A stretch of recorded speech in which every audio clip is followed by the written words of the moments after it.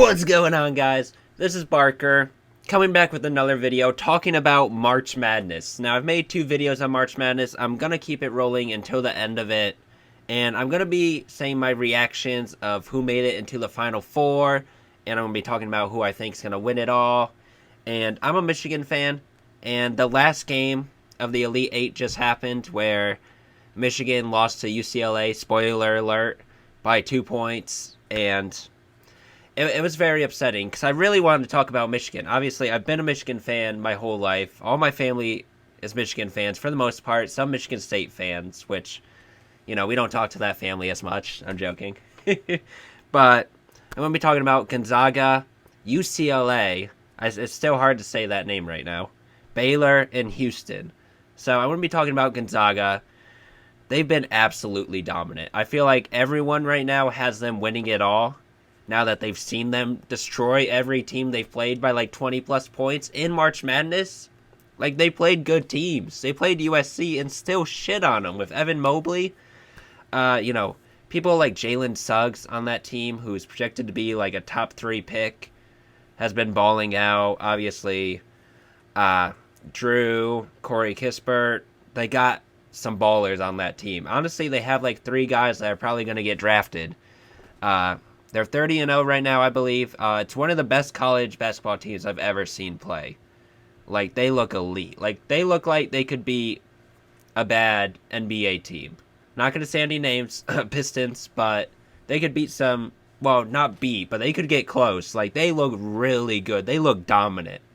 They look like a professional basketball team. Now I'm going to be talking about UCLA. They've exceeded everyone's expectations, unless you're a UCLA fan. They're an 11 seed in the Final Four. Every other seed in the Final Four is either 1 or 2. So the fact they've made it this far, and they barely even made it into the tournament. They went to overtime with Michigan State. And if they didn't win that game, they wouldn't have even made the tournament. And then UCLA is really an underdog story this season. 11 seed making the Final Four.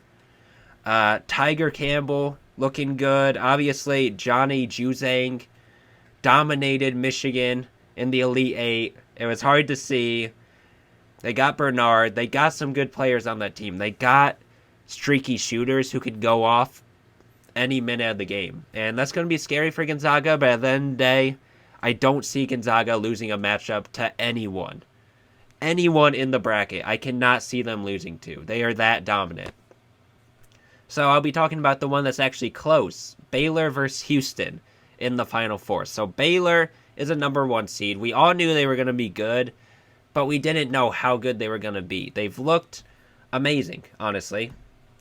Obviously, they're a 1 seed. Jared Butler, he was a Wooden Award candidate.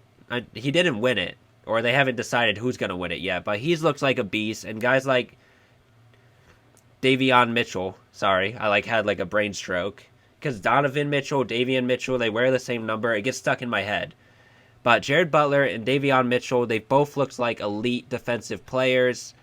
That team can just defend. Like, they're such a good defensive team, and good defensive teams do good in March Madness. So I can see them beating Houston. Because honestly, I've watched the majority of Houston games during March Madness, and they haven't looked that great. Like, honestly, a lot of the teams they've played, they should have lost to.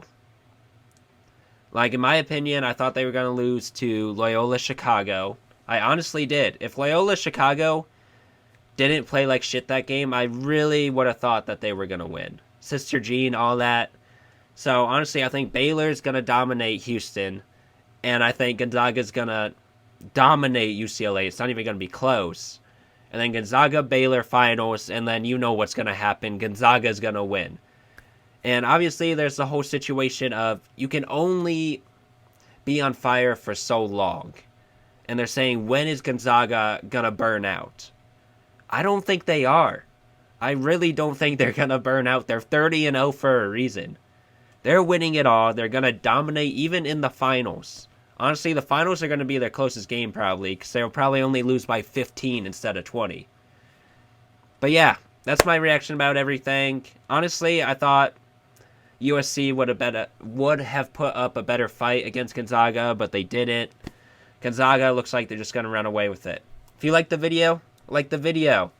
If you want to watch more of my videos, subscribe. It makes it easy. You can hit the little bell and get notifications. It's so nice. It's free too, so why not?